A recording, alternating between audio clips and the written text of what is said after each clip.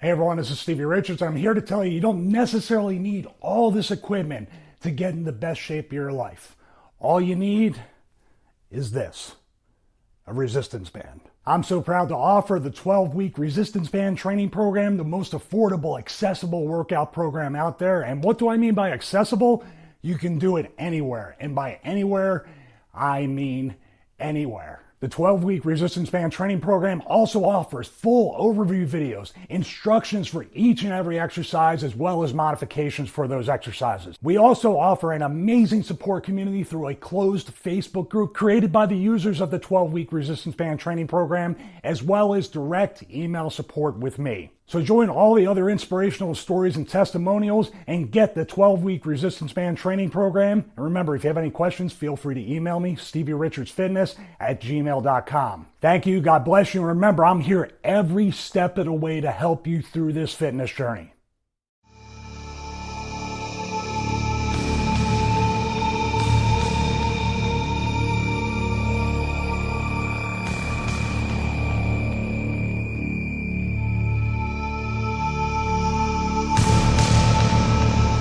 This is the Voices of Misery podcast. This show isn't for the easily offended, so PC police on patrol stand by. You've been warned. Now, let's join the nerd and nerdette with another podcast for that ass.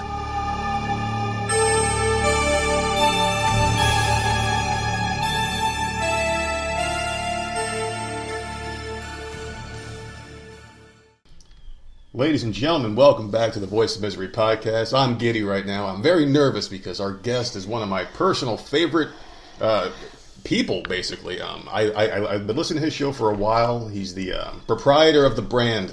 But more importantly, he was a huge part of my teenage growing up because he wrote some of the greatest storylines for some of the greatest wrestlers. I mean, I've talked about it before. My all-time favorite, the Heartbreak Kid, Shawn Michaels.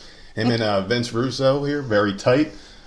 He wrote some of the greatest storylines of all time, about wrestling the highs that it's never reached since or before. He's done it in multiple companies, so you can't say it was a fluke in one because he did it in pretty much every place he ever he worked for. The guy with the golden pen, Mr. Vince Russo. Thanks for coming on, my friend. Oh, no problem, guys. I am happy to be here. You guys are supporters of the brand at Bin Hameen Media, and we really, really appreciate that. And man, this is how the business is, man. One hand washes the other. I'm a firm believer in that, so I am happy to sit down and spend some time with you guys.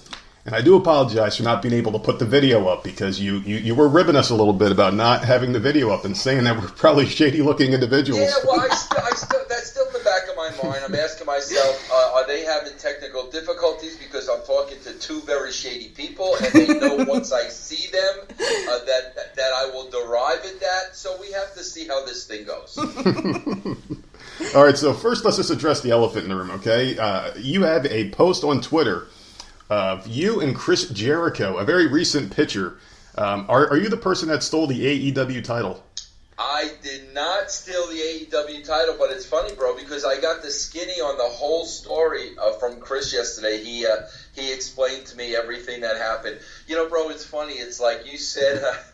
you said coming on here that, you were a little nervous talking to me, which, bro, you don't have to be, like, at all. I'm you and I are one and the same, and everything's cool. But, bro, it's so funny because I had to do that Jericho interview yesterday. And listen, man, let's be honest. As much as you think, like, this interview will help your podcast, bro, getting on Jericho's podcast is huge. So, I am very, very thankful that, I can go on Chris's podcast, I can promote my show. In turn, bro, when I bring people to my show, now if you support our show, they're going to find out about you. But, I mean, the fact of the matter is I hadn't seen Chris in 20 years. So as I'm getting ready to go meet him, he had a concert in Denver last night, and I had to go meet him at the venue. Bro, I swear to God, I'm getting ready and everything, and all of a sudden, like, I see me trimming my eyebrows, I see me putting on cologne. I'm like, bro, I'm going to meet Chris freaking Jericho. What the hell? I'm trimming my eyebrows to meet Chris Jericho? So it was kind of weird because I actually caught myself doing that. But man, I hadn't seen Chris in 20 years, bro. And there's a lot of talk and a lot of nonsense. Things are said over 20 years, so like you never know what you're walking into. But bro, I could tell you, for being one of the biggest stars in the business, bro, he was the same guy I knew 20 years ago. I mean, nothing about him changed. So real, so down to earth. And, we really, really, really had a good discussion. That's awesome. Yeah, now let me ask you a question about Jericho, though, because in the wrestling business, you're known as a guy who is blacklisted for reasons that only you and the people that have an agenda against you know. Jericho is... I mean, bro, I'll be honest with you. I don't know. I don't know. All I know, bro, is, I am very honest about the WWE product. And I've never soft-soaked anything in hopes of getting a job or Vince McMahon calling me. That's not how I work. I have paid subscribers on the brand, and they pay to hear my honest opinions. So, bro, there are times I've been brutal on the WWE, and, I don't know if that's it. I really don't know what it is because I don't know what I've done. I mean, I do know, bro, when Chyna came on my show, she accused Triple H of physical abuse, and I know Triple H wasn't happy about that. But, bro, what does that have to do with me? Right. I didn't side with Chyna. I wasn't there. I didn't know what happened. So Chyna came on my show, and she told her story. And, it got back to me that Triple H was very upset. And, I was told by the person who relayed this on to me, and I'll tell you who it was Terry Taylor. Terry Taylor told me I should have edited that stuff out. And I'm like, Terry, I don't edit out anything any of my guests say. If a guest comes on my show and they bury me, I am not going to edit it out. Bro, there's freedom of speech. Chyna, Joni told a story. I don't know if that story is true or not. It's not like I championed it because I don't know. I wasn't there. But I certainly am not going to edit what she has to say on an open, free-speaking forum. And bro, I'll tell you what, from that point on, it really, that's when the hatred started to come with, doing shows about me on the network and burying me on the network. And it's like, bro, she was a guest on my show. I had no idea what she was going to talk about. We don't talk about that before we get into the interview. But I mean, bro, if you have heat with me over stuff Joni said, well, bro, I guess I'll never be able to fix that. And I mean, that's 100% cool with me. Yeah, you'd be doing a disservice to her if you left out parts of her story and your fan base in general. And bro, I have done things to protect the WWE. Bro, for instance, Chyna started writing. And bro, she didn't share the writing with anybody. She sent it to me. And I got to really read, first-hand account from Chyna's point of view of what happened during that time with her and Triple H and the Stephanie situation, and then going on to X-Pac. And bro, I'll be honest with you, it was not pretty. Okay, bro, she didn't share that with anybody but me. I've not gone public with that. I've not read the memoirs of Chyna because, quite frankly, bro, as much as that would be huge for me and the brand, because I have this and nobody else does, I don't know if that's what she would have wanted. I really think that Chyna was writing this stuff because she needed to get it out, and the only person she really could trust with it was me. So, I would never, publicize that stuff. But the bottom line is, if I really wanted to paint a ugly picture, I have the ammunition to do it. I'm not going to do that. I'm not that type of guy. But I certainly am not going to edit anybody that comes on my show. Yeah, geez. So she sent you this transcript that basically details everything that she went through, and bro, unbelievable. The words were so powerful. I mean, bro, the pain and the heartache and the heartbreak that I felt like reading this stuff, bro, it blew me away. And the fact of the matter is, bro, like she didn't know what she wanted to do with this. But like I said, bro, in reading this, it was so deep within her. I knew she had to get this stuff out. But that's the thing, bro. Hunter, if I want to make you look bad, bro, like I've got the resources to do that. I'm not that guy. I'm not interested in doing that. But I certainly don't think I made a mistake by letting China come on my show and speaking, freely. And I mean, if you have a problem with that, then you got a problem with that, bro. Obviously, there's nothing I can do, but I'm not going to apologize.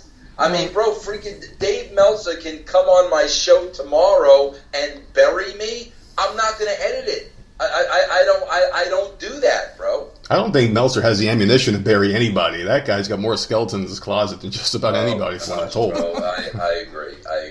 All right, now, it's really cool that you mentioned that you had the information on China, because it just shows that in wrestling, not everything has to be about backstabbing, insecurity, paranoia, stuff like that. Like, you actually built genuine relationships with some of these people. Now, what separates somebody from, like, a Chris Jericho, one of the biggest stars on the planet, and he maintains a tight relationship with you. But you got all these, like, yes men in the company that want to bury you for whatever reason. I mean, like, what makes Chris Jericho and like so special, and just the guys that you surround yourself with now? It is so easy. It is so easy to explain this to you, okay, bro? Because there are two types of wrestlers in the business, bro. There are two types of well, actually, there are three types of wrestlers. Let me break them down for you. The wrestler number one is the wrestler that's a mark for himself. Bro, I get buried by a lot of these young wrestlers, and here's the reason why. And not even some young wrestlers, bro, some veteran wrestlers too. Here's the reason why. With today's marks, okay, bro, it is cool to bury Vince Russo. That's why Cody Rhodes made that comment about me being a homophobe, because Cody Rhodes does not know me. I've never met Cody. I've never had a conversation with Cody. I had great relationships working with Dusty. I had great relationships working with Dustin. Never had a problem with either one of them. He comes along, Ryan Satin of all people, labels me a homophobe. Freaking Cody comes along and repeats that. Why? Because, bro, that'll be cool with the cool kids. The marks hate Vince Russo, and if I throw this out there, bro, they're going to love me. I'm going to be a huge baby face. And a lot of the people, a lot of the younger athletes, they do that because the cool thing has become to hate Vince Russo. If I hate Vince Russo, then I'm going to get over with the marks. Meanwhile, Cody, with all due respect, bro, I got a family. I've got a wife. I've got kids. Okay, bro, I am not a homophobe. Bro, if I was a homophobe and a racist and everything, my critics say I am, do you think, bro, for a second I would have had a 30-year career in the wrestling business? The reason why I went through 3 companies is because, bro, I got along with the people that I worked with. And I was very fair, and it was a fair playing field. I didn't care if you were gay, lesbian, black, white. It didn't matter to me, bro. I'm not that guy. So you've got the wrestlers who are the marks. And bro, they believe, they've convinced themselves wrestling is real. They're going to cater to the marks. If the marks hate Vince Russo, we're going to bury Vince Russo, because that's going to get me over with the marks. So that's category A. Category B, bro, is your politicians. People that will stab you in the back, bury you, make shit up about you, kiss Vince McMahon's ass in order to move forward. And the reason they have to do that, bro, is because they know they're not as talented as you are. They know they don't have the work ethic that you have. So the only way they're going to beat you is, undermine you, to bury you and start rumors about you. That's the only way they're going to do it. I swear to God, bro, to this day, Jim Cornette and Bruce Pritchard and Eric Bischoff are so jealous of me that it's freaking sad. I mean, bro, all three of those individuals, there were certain things that they did better than me.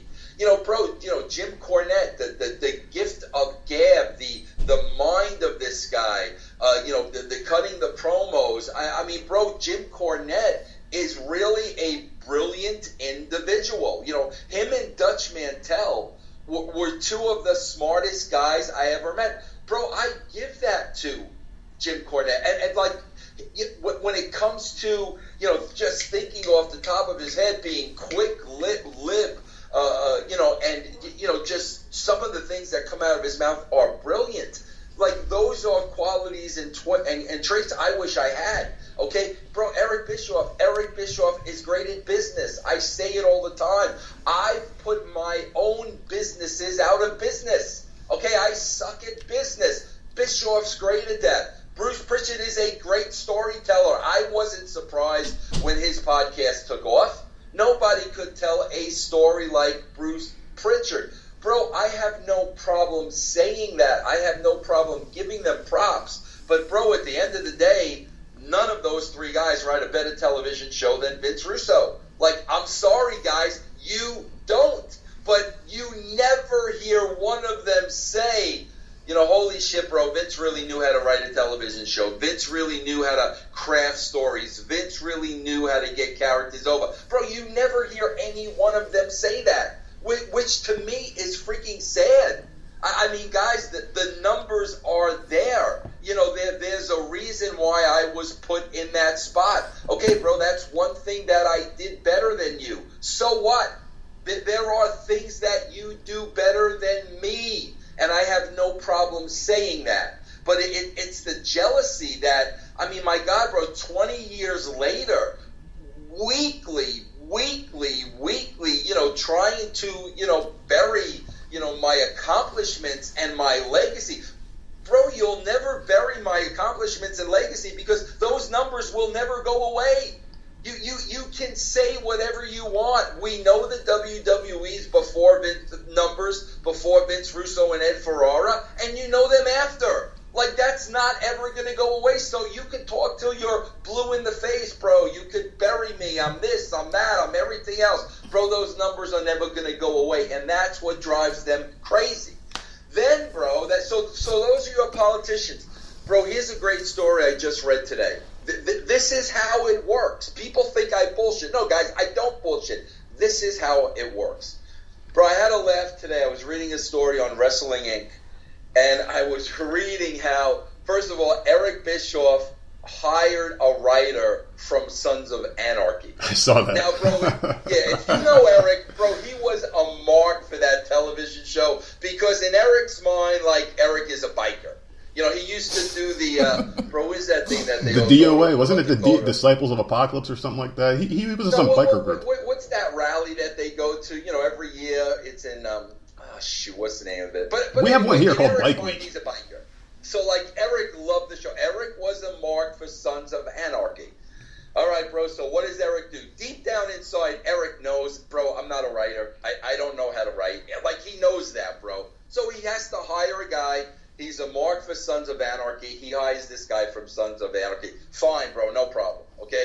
But the problem is that apparently the guy fell asleep in the writer's room his first day on the job. Okay? Oh, my God. Now, bro, here's where it comes in.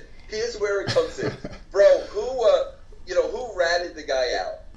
Michael Hayes, bro. See, this is how it works, bro. So, because they're all jockeying for position. Michael Hayes has been there forever, and no question about it, was butthurt when Eric got hired, was butthurt when Heyman got put in that spot, was butthurt when Bruce Pritchard was brought back in. So now, bro, they're all jockeying for position. They all have agendas. So, of all people to find this guy sleeping in the writer's room, who is it? Michael Hayes, bro. And now, all of a sudden, oh my God, bro, this writer that Eric Bischoff hired fell asleep in the writer's room. See, bro, that's how they work. Now, what a normal human being like me would have done was, if I would have seen this, I would have personally tapped on the guy's shoulder, gotten him up, bro, let me talk to you over here for a second. I would have took him to the side, and I would have kind of explained to him how these things work.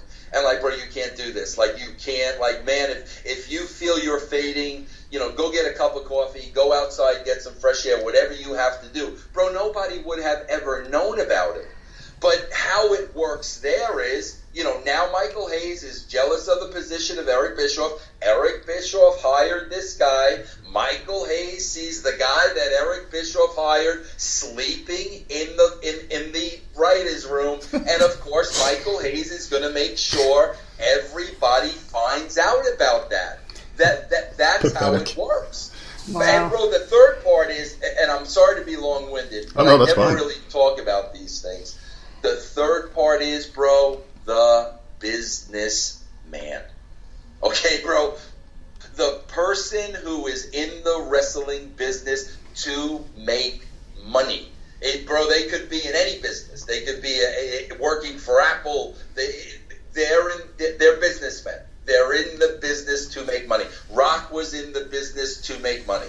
Austin was in the business to make money. Kevin Nash was in the business. Chris Jericho was in the business to make money.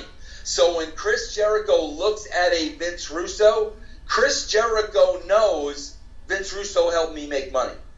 The Rock knows Vince Russo helped me make money. Austin knows Russo's writing helped me make money. Those guys know that. They're not marks for themselves. They're not going to cater, to the wrestling marks by burying Vince Russo. And, bro, they're also not going to kiss up to Vince McMahon by burying Vince Russo. These guys know that I assisted them with my work in them making money. Bro, Shawn Michaels would tell you the same thing. And the bottom line is, bro, this guy was an asset to us. This guy helped make us money. So those are the three types of individuals you have, and Chris Jericho is clearly one of those guys that, bro, this is a business. I'm going to reinvent myself. I'm going to do podcasts. I'm going to, start working New Japan. I got a rock band, Fozzy. That's how Chris Jericho is. So, like, those really are the three different types of wrestlers that I've dealt with throughout my entire career. Okay, excellent. Now, my wife did want to ask you a question really quick, but before I pass it off to her, I just want to ask you something really fast because it just popped in my head here about Vince McMahon. Does he prefer someone kiss his ass, or does he appreciate a more stand-up guy that'll tell him about himself? Oh, he prefers a more stand-up guy, bro. I mean, bro, I said some things to Vince McMahon, bro, pushing the limits a couple of times, bro, where I'm like, he's going to fire me. I really felt a couple of times I went over the line, but, bro, I was the only one there doing that. Nobody else was doing that. He knew I was telling him the way it was. And why, bro? Because, bro, you're paying my paycheck. Okay, my responsibility to you is to be honest with you. And here's the difference, man. A lot of people kiss his ass, because they don't want to lose their job and they want that spot and they love the wrestling business. They're marks for the wrestling business. Bro, when Bruce Pritchard got rehired, I guarantee you it was the happiest day in his life. Like, that is a shoot. Me, on the other hand, bro, I had all the confidence in the world. Bro, if you want to fire me because I'm telling you something you don't want to hear, but the reason I'm telling you is to benefit your company, if you want to fire me over that, bro, go ahead and fire me over that. I will go find a job someplace else. I mean, that's the way I looked at it, bro, because I was doing it to help him. And bro, that's why he never fired me, because he knew that's why I was doing it. He knew I didn't have an agenda. He knew I didn't have ego. He knew I wasn't looking for the corner office. He knew, bro, I just wanted the WWE to be the absolute best it could be. Okay, fair enough. My question was, I wanted to know what you would change with the storylines that are going on now. Because we've been watching wrestling for a long time, and just recently we kind of stopped. We'll record it and fast forward through the whole thing because the storylines are just so damn boring that they don't suck you in anymore. So what would you do differently? Exactly what I did at WCW when I went back. When I went back to WCW after I went home, and then I came back 3 months later. We just started all over again. That's what in my opinion, bro. There's nothing working in the WWE. There's nothing working. Even the Fiend, bro. I love Bray. Mm-hmm. I love the character. I'm not going to say I love what they're doing because they could be doing so much more. I would be having a field day, working with Bray Wyatt and working with that character and the things that we would do. I'd be having a field day with it. There is nothing working. All there is match after match after match. We're wrestling because I'm jealous of you. We're wrestling because I'm a better wrestler. Like, just childish, juvenile. It's horrible. It's absolutely horrible. I would just blow it up. Just, okay, bro, we're done. We're going to go on to a new chapter now, which is exactly what me and Ed did when we got in the WCW. A lot of things they weren't doing wasn't working. Jeff, Ed and I knew, bro, we gotta bulldoze this foundation, and we've got to build this up block by block by block by block, and that was our plan for at least the first 3 to 6 months. We knew we had to get people in the right positions with the right stories. But unfortunately, in the first 3 months, the politics kicked in. I knew it was happening. Yeah, bro, I'm not going to play that political game with them. If you want to send me home because you believe these freaking bullshit artists, then freaking send me home. And that's exactly what happened. The politics, all of a sudden they want to go in a different direction. And I was like, fine, bro, go in your different direction. You're going in your different direction without me. Because I knew, bro, that those politicians that won, well, guess what, bro? Now you have to perform. Okay, bro, you won. Great, good for you. Now you have to perform. And that's the thing. They're not capable of it. And that's what always happens with politics, bro. If you win and you get to where you wanted to go, well, guess what, bro? Now you have to perform. And you're not going to be able to, which is why you weren't in the spot in the first place. So I literally would blow it up and start from scratch. That's an excellent answer. Yeah. Exactly what I kind of expected to hear, because they have all these toys to play with. You've got a roster that was 5 times, maybe even 10 times the size of what you had to work with in the Attitude Era. Plus, they have an extra hour. Do you think it would have worked back then to have that third hour? Because I know for sure after some of your episodes went off, I would be dying for more. I couldn't wait for next week to happen. Well, bro, 3 hours of anything is too long, bro. 3 hours of anything. I mean, man, when I go to the movies, bro, the first thing I look at is how long the movie is. Bro, I want to see the Quentin Tarantino movie, and I'm I hear it's pushing 3 hours. Bro, I can't sit there for 3 hours. I'm sorry, man. Mm-hmm. But bro, people forget. Ed and I wrote 13 3-hour nitros, and bro, I'll be honest with you, we had no problem doing it. I mean, with the roster we had at our fingertips and all the talent they had there, we had no problem doing it, okay? But no problem at all. But the reality of it is 3 hours of anything is just way too long. How do you feel about the pay-per-views being 5, 6, 7 hours long? Oh, that's brutal. Guys, I'm still trying to understand, why is that a good idea? It's horrible. Horrible. Why do they think that's a good idea? I got to sit through those shows every month, and it's so painful because they're so long. It's ridiculous. Now, let me ask you this, because this is something that her and I talk about a lot. I'm always trying to wrap my head around this, and who better to ask than the great Vince Russo? What is it about professional wrestling that it gets dissected on this level that is just absolutely laughable and ridiculous? Wrestling fans are just... And not all wrestling fans. Some are just passionate because they enjoy the product, but it becomes almost pathetic at times. The way they will sit there. Not at times, all the time. I was trying to be nice. Bro, I'm telling you, man, like, some of these people have convinced themselves that wrestling is real. And, bro, I can say that because every week we do Castrating the Marks, and we play their clips.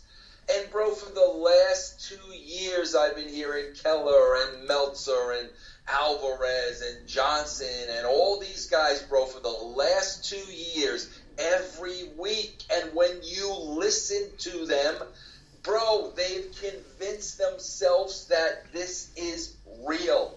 I mean, my God, bro, Meltzer is going to be 60, October 24th. 60 years old, bro. And I mean, he's still like, is marking out to, 25-year-old Will Ospreay. Like, you use the word pathetic. Bro, do you know how pathetic that is? I can picture him curling his hair, laying in his race car bed, watching wrestling. That's how I picture him. Oh, my God. And you know what it is, bro? Like, I say this all the time. First of all, bro, I try to be careful because, it's an obsession.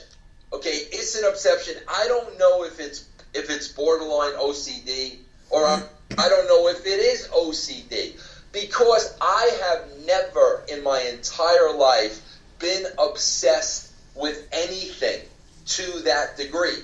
So it's really hard for me to try to understand, okay, bro, why is Dave Meltzer so obsessed with this? I've never been obsessed with anything, bro, even as a kid. I mean, I wasn't obsessed with Batman in 1966 when I was 5.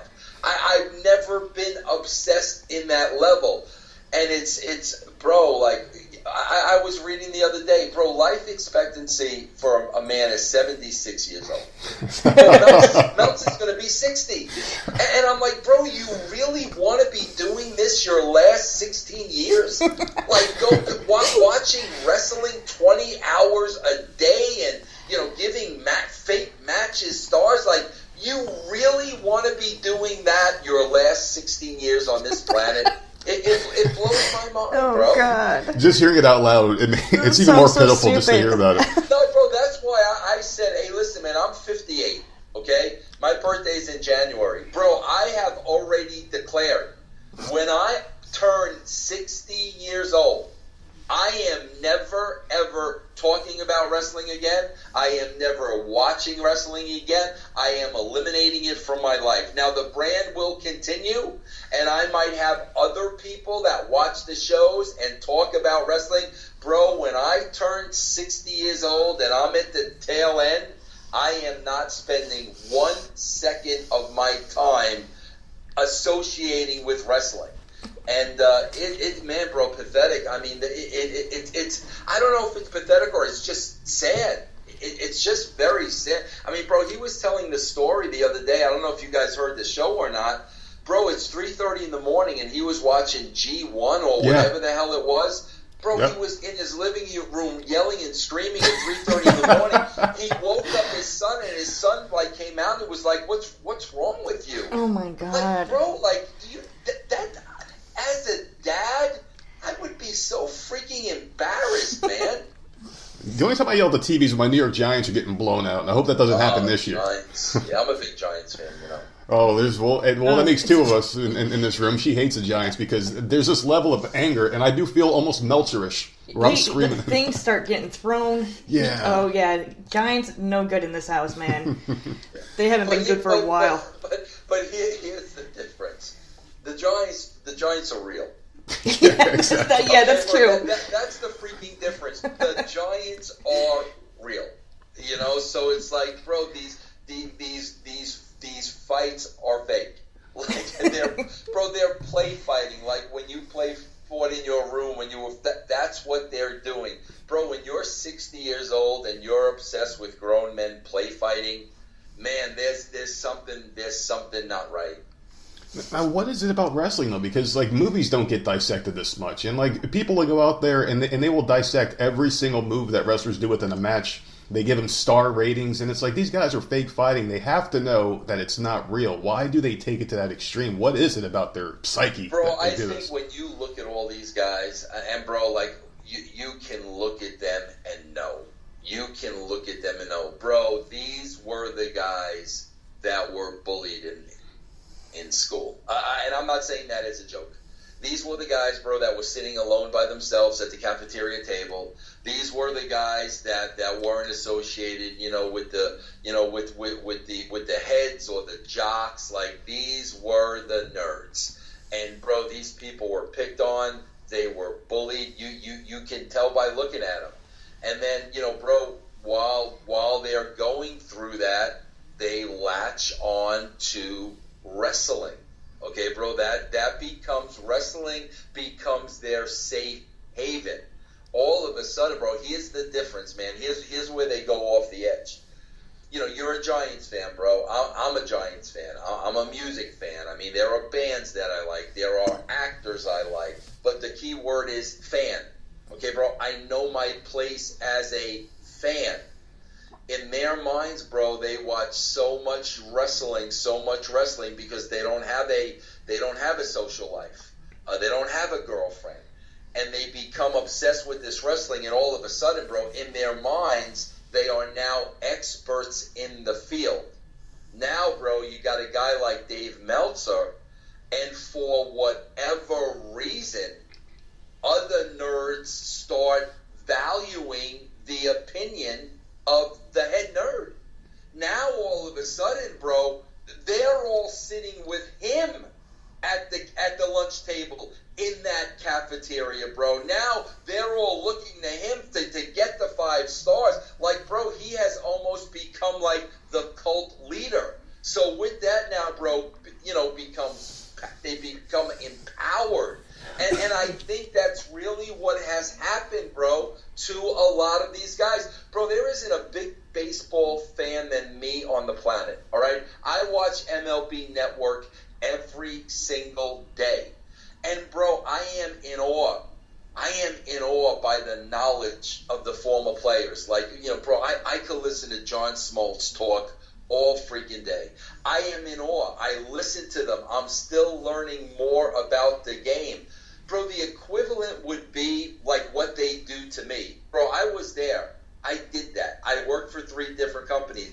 I know how it works. And a lot of times I speak on it and listen to the reaction of that crowd. I'm an idiot. I'm a liar. I don't know what I'm talking about. Bro, I can't believe the that's the equivalent of me watching MLB Network and saying, bro, freaking Pedro Martinez doesn't have a clue to what he's talking about when it comes to pitching. It's freaking ridiculous, bro. But, bro, this subculture has killed the business. But, bro, the bottom line is the subculture has always been there. When I was writing for the WWE, WCW, TNA, bro, we laughed at the subculture. We laughed at them. And I knew, bro, no matter what I put on TV, as long as wrestling is in the marquee, they're going to watch. We need to go after the television viewers and the casual fans that don't watch this religiously. Those are the people that we need to get. And that's what we did, bro. And that's why the numbers went up, because wrestling became cool to everybody.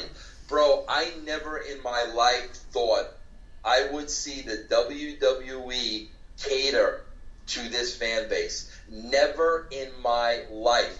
And what have they accomplished by catering to this fan base and listening to this fan base and giving this fan base power? What have they done, bro? They've alienated the rest of the world. So now the wrestling business is a niche market. That's all it is, bro. It's a niche market. It's not going to grow. You've got all these companies now, bro, fighting over a piece of the pie.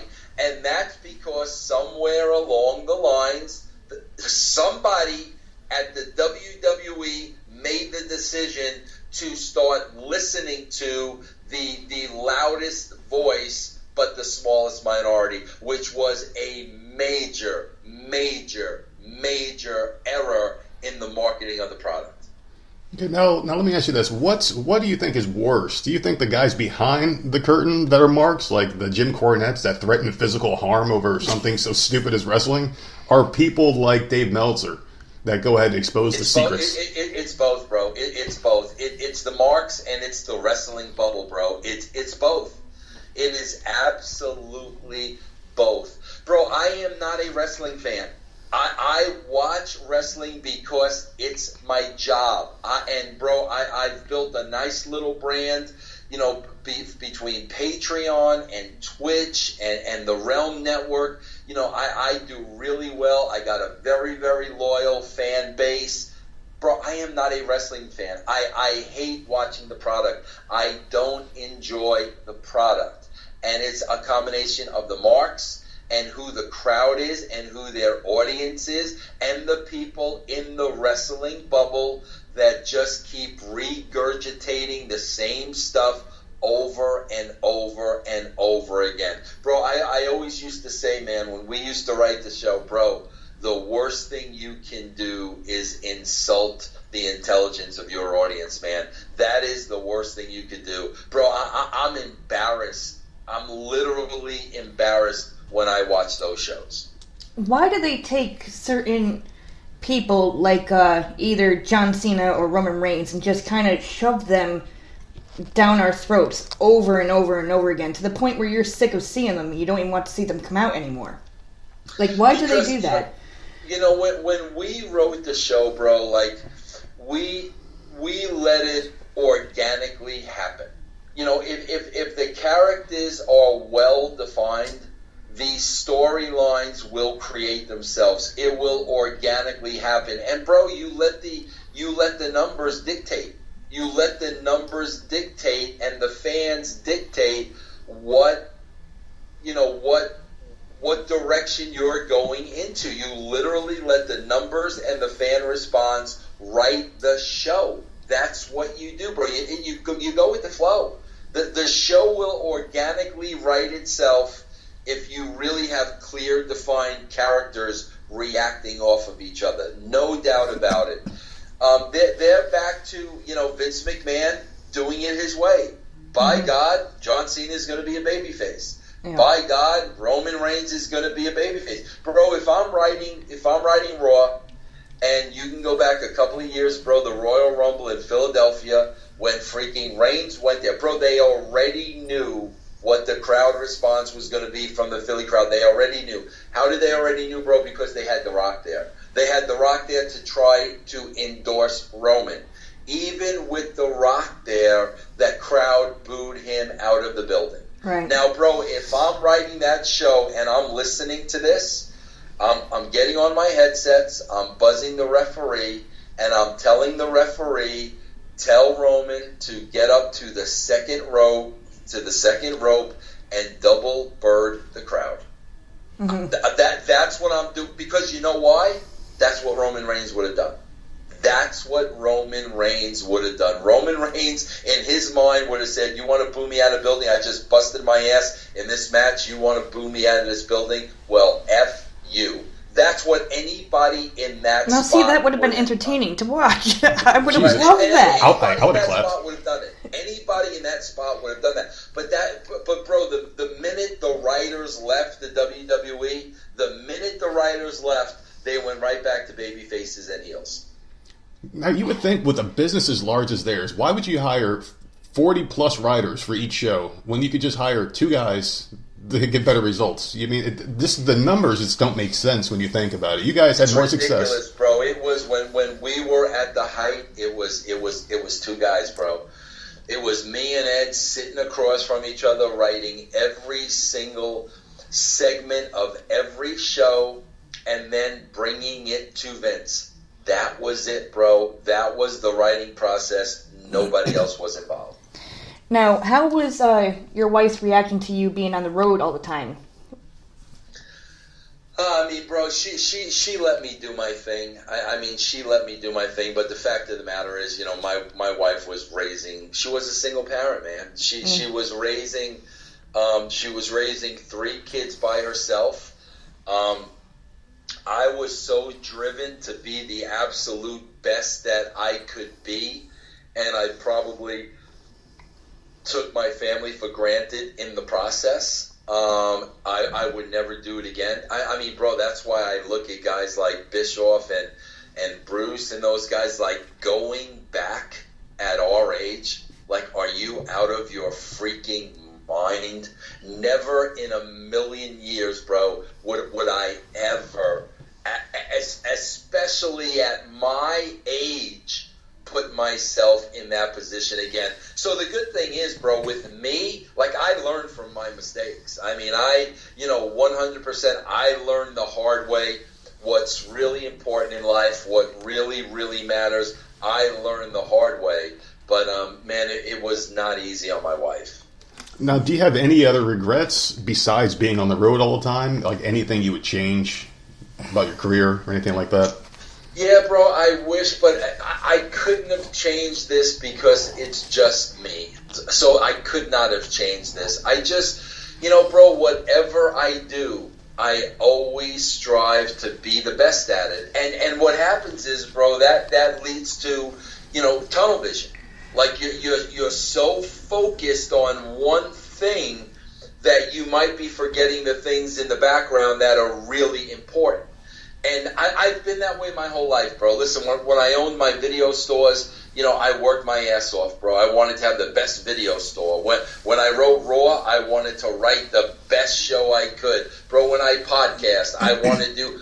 That's just me, bro. Whatever my name is on, and I'm leaving that behind.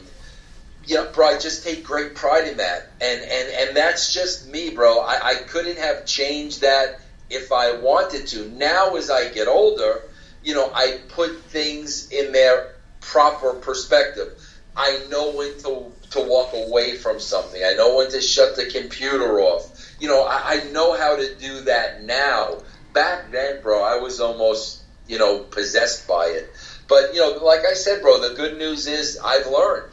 And that's why I look at some of these guys going back at my age. I mean, my God, bro, freaking Eric Bischoff was living on a ranch in freaking Wyoming. Like, are you out of your mind? Like my God, bro. Like, the thought of me leaving the mountains in Colorado to go work for the WWE in Stamford, Connecticut at almost 60? Like, oh my, I swear to God, bro, Vince McMahon could call me tomorrow. I am not exaggerating. And he could say, Vince, I will pay you $1 million. Come back and do what you did. Bro, no, like, there's no way. Bro, would I consult? Would I sit here in my house and watch your show and tell you what's wrong with it and what you need to do? Would I have conversations with talent about their character via Skype? Yeah, bro, I would do all that, but to change my lifestyle at this point in my life, bro, you couldn't pay me all the money in the world. Well, Vince McMahon, if you're listening, I will take that money. Give me $1 million, I'll go and do something. I will tell you this: you would take that money, and you would be absolutely miserable.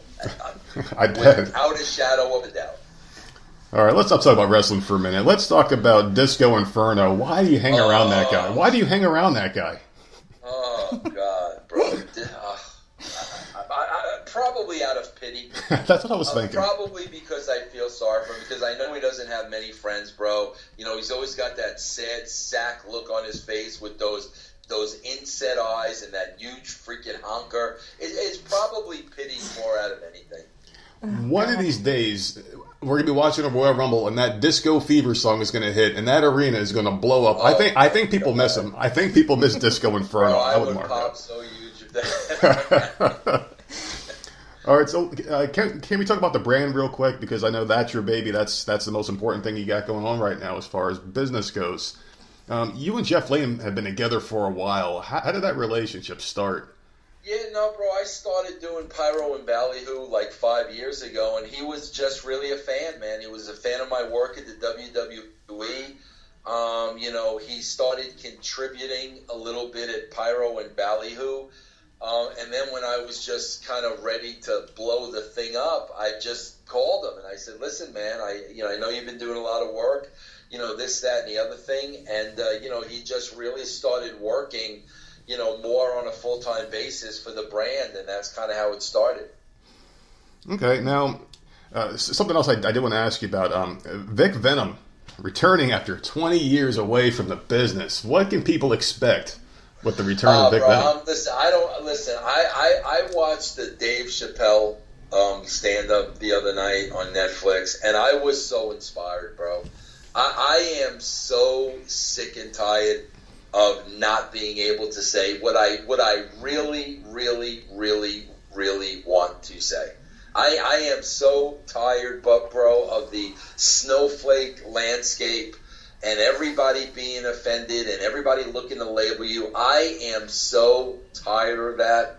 And, that's why, bro, I had to give a call to the only person I knew that is not going to let that faze him, that I know is going to say exactly what he feels, regardless of what the consequences are, and that's Vic Venom. And I'm looking forward to it, bro. I'm looking forward to it because that's what we need. We need to get back to, listen, man, this is how we feel. This is our opinion.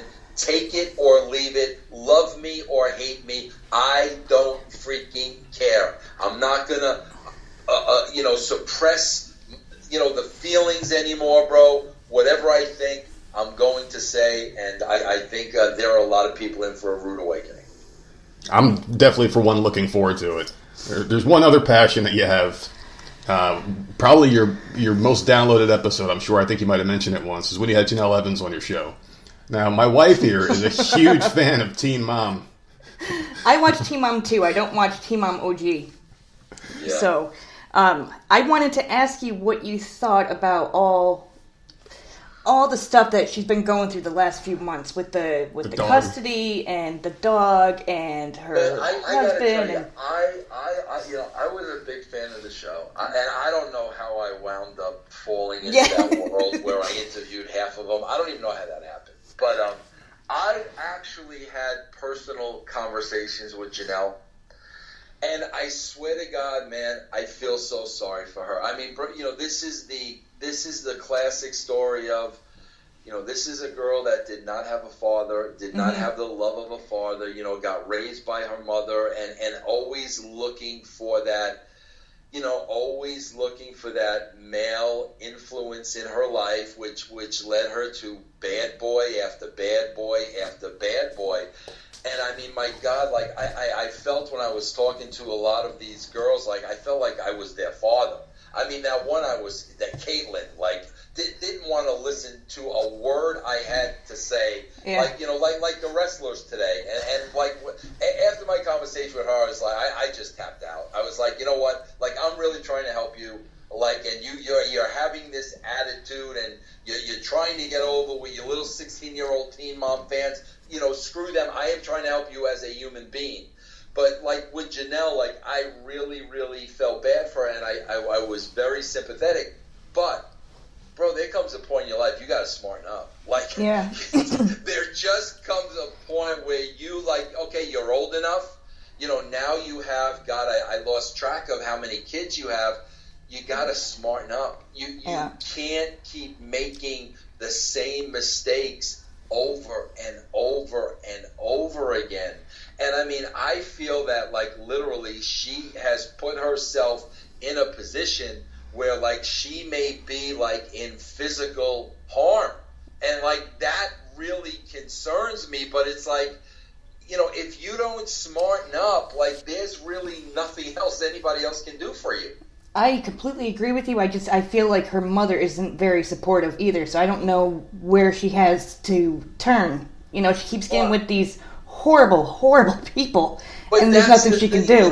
That's the thing. Sometimes you gotta find it within. Mm-hmm. Sometimes the only person you could depend on is yourself. And let me tell you, man, when you have children, like, everything changes because it becomes all about them. It doesn't. It's not about you anymore, bro. That's when a lot of things changed in my life, bro. Like, I am so proud now of. See, these are the things where people, oh, bro, you got regrets in wrestling and this and that and that. I am so proud of. When I look back now, 1999, 20 years ago, and I look back now when Vince McMahon told me to hire a nanny to watch my kids, okay? And I basically said, F you, bro. You just opened up my eyes. You don't give a shit about me. You don't give a shit about my family. And my family is the most important thing to me. And that opened up my eyes. I walked away. Never regretted it for a second, okay? But now, bro, fast forward 20 years later, my oldest son just had a kid who just turned a year old. So now my son can look at his dad's track record, and my son can see, bro, when Vince McMahon, wanted Vince Russo, wanted my dad to make his family second, my dad said thank you, but no thanks, and walked away. My son can see that now and understand because now he has a child. Bro, there is nothing in the world that is more valuable than that. Nothing. Not all the money in the world, no wrestling show, no WrestleMania, nothing. And, and here I am 20 years later, and I look back at that decision, and I'm like, man, I am so happy I made that to set an example for my own kids. That's a hell of an answer because you can make more money, but you can't make up time. So that's very admirable. I just watched. Did you see that did you see that movie, the last Clint Eastwood, The Mule? No, I didn't get to see that. No, I heard it was good, though. Great movie, and that's exactly what he said. He said, I made all the money. I could have bought whatever I wanted. The only thing I couldn't buy was time. And that's why, like I said, I look at myself at 60, and I look at these guys going back, and I'm like, bro, I can't buy time. And like I take it very seriously, bro. Life expectancy is 76. So let me go by that. 16 years, bro. In these 16 years I have left, I am going to do what I want to do every single day. And I just, people had, bro, Dave Meltzer at 60, all wrapped up in this wrestling world. I can't, bro, I can't even fathom that. I can picture him sleeping with those old school wrestling buddies. Remember those old school wrestling buddy dolls? Yeah, of course. Yeah. him in his race car bed. Oh my goodness. Well, I got one more question for you, Vince. Your Westwood show is in. I don't know if you recorded it yet, or you're still. I did. I'm done. I'm done. I recorded my last show on Tuesday, and it drops. No, I recorded my last show on Thursday, yesterday, and it drops on Tuesday. What's next for the brand? Oh boy. Oh God, there's a lot of things. I mean, first of all, Vic Venom is going to start on Patreon exclusively. You're not going to see him anywhere else. Exclusively on Patreon starting September 17th. And we lowered our tier so you can listen to the show.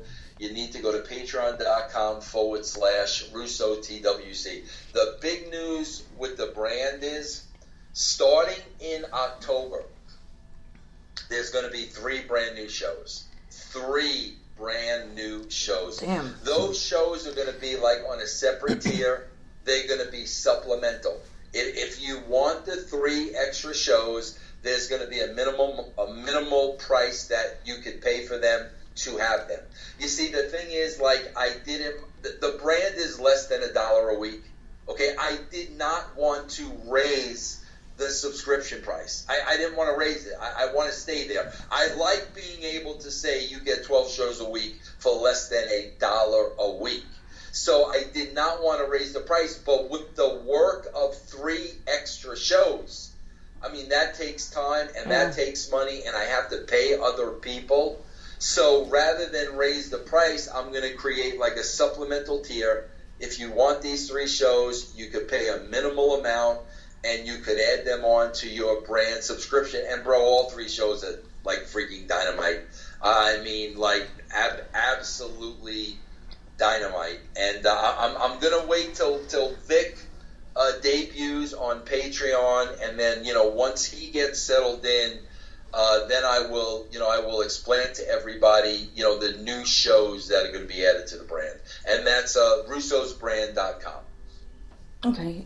Is there anything else that you want to plug before we leave, like your Twitter or your Twitch or anything like that? Yeah, it's just I'm on Twitch like all the time. All the time I'm on Twitch. I'm always interacting. I'm interacting right now. I love the platform. That's twitch.tv/Vince Russo Live, and always on Twitter at the Vince Russo.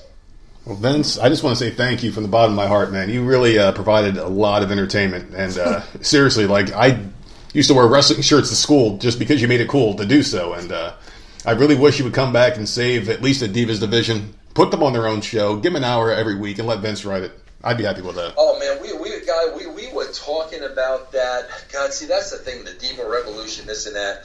My God, bro, me and Dutch Mantel were talking about the Knockouts having their own show on Spike. Bro, we were talking about that in 2005. Like, 15 years ago, we were like, the girls need to have their own show. They need to have a 1-hour show, and the show would draw.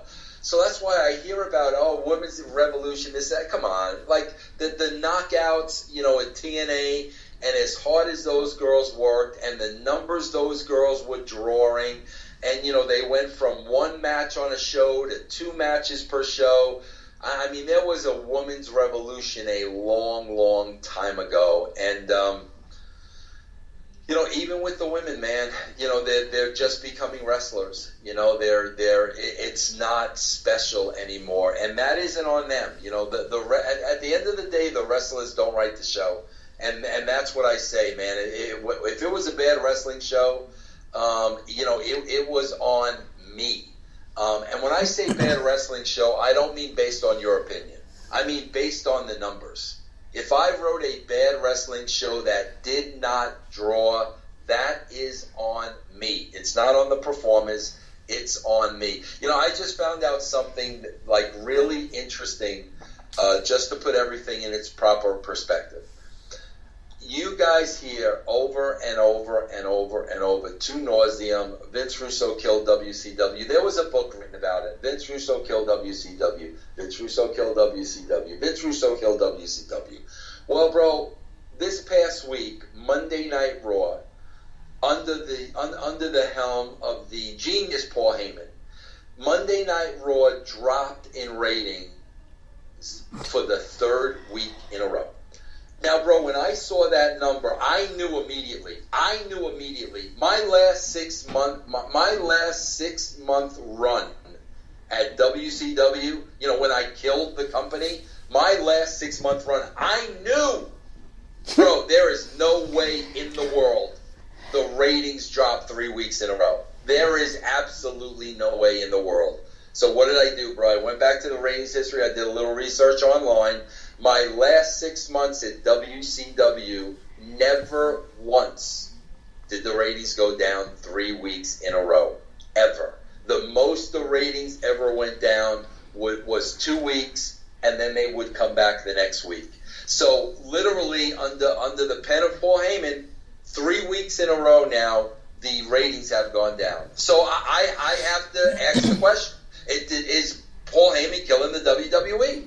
I mean, if I killed WCW and the ratings never in the last 6 months that I wrote went down 3 weeks in a row ever, and he just accomplished that, well, like, why isn't Paul Heyman killing WWE? Like, I don't understand the double standard. But see, this is the problem with wrestling. Nobody wants to deal with truth and reality.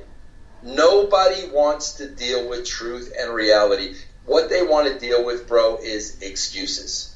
And if you deal in truth and reality, and you talk how it is, and you base everything on fact, bro, you are the enemy. Okay, bro, they don't want to hear that. And here's why they don't want to hear it deep down inside. Because they know you're right. And they know there's no argument. Why do you think none of these dirt sheet writers ever come on my show? They have carte blanche. They have an open invitation. Bro, I do a live Skype on Twitch every Saturday night. Live on Skype on Twitch.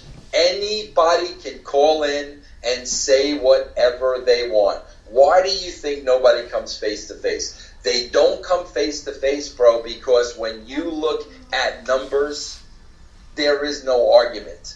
You have no defense. You could spit out your opinion all freaking day long. Your opinion does not matter. What matters are the hard facts. But like I said, bro, the most pathetic thing in wrestling today is nobody wants to deal with reality, and nobody wants to deal with truth. It's true. Very true words from a great man, Vince Russo. We love you, man. You're phenomenal. We're going to put all your links up in our podcast description so all of our people can find you where, on everything, man. You put out a lot of content. We appreciate it. 12 shows a week. We got to step our game up. I'm tired. We have people listening on Twitch now. Tell everybody where they can find you. Oh, we're on at Voices of Misery on Twitter, twitch.tv/Voices of Misery Podcast. And you can always Gmail us if you want to come on the show or you got some questions, concerns, or anything like that. It's voicesmiserypodcast@gmail.com. Wait a minute. Hold the phone. Hold the phone, dude. What's up? Your show is on Twitter? Well, we have a Twitter link. We have a Twitch thing that we do kind of like yours. Your show is on Twitch. Yes, sir. Why aren't we doing that hosting gimmick? Well, the thing is... He's finding out we're shady now. Oh, that's... Why aren't we doing a hosting gimmick with each other? Well, we've been doing this show now for about eight months now, and we have a lot of controversial topics. We say a lot of things, that probably aren't. We're kind of like we're kind of like less popular Vic Venoms. So so we say some things out there that aren't very very popular. So there's like a Mark job out there you got to protect and things like that. And she talks shit about her father a lot and doesn't want to be found out. All right, well, if you guys ever want to do that, just let me know. You got it, buddy. Thank you for coming on, Vince. Ladies and gentlemen, the great Vince Russo. Anything I can do for you guys, please just let me know, man. Thanks, brother. We appreciate you. Thank you. All right, guys. Take care. You too. We just want to say another thank you to Vince Russo. That was phenomenal. Great storyteller, very entertaining guy, very nice guy, very funny guy. He's awesome. Very cool. We talked a little bit too much about wrestling this time around, and I know Vince hates wrestling. We hate wrestling, but that's what you guys wanted to hear. He had interesting stories and a point of view. That's what I wanted to hear. And the thing is, it's important to get a perspective out there from someone who's actually done it in the business. A lot of those guys, like Meltzer and those guys that he was talking about and bringing up, they have no clue. They're just guys on the outside. They're no different than us. They have a couple connections, and now we have a couple connections. So we just wanted to stop and just say thank you again to Vince Russo. Phenomenal storyteller. We hope you guys from the Russo brand continue to listen to our show. Go back and listen to some stuff, man. We got some pretty interesting things you might want to hear that relate to your regular life. We don't do the wrestling. Episodes on everything. Yeah. Everything you can think of, we got something. Yeah, if you're sick of wrestling and you want to change in your playlist while you're driving in your car, check out some Voices of Misery episodes and pass them along to your friends and just tell people about us, man. We appreciate you, and we thank you for listening, and we hope you continue listening, and we'll talk to you soon. Yes, it is I, Bin Hameen, commanding all of you to join the wrestling revolution, the underground of media, and follow our brothers at Voices of Misery on Twitter and subscribe to their podcast because they support hackerhameen.podbean.com and you will go support voicesofmisery.podbean.com because there is no more misery when you leave those FM marked channels and you join the media underground of Voices of Misery and hackerhameen.podbean.com. Rise and praise, YOLO!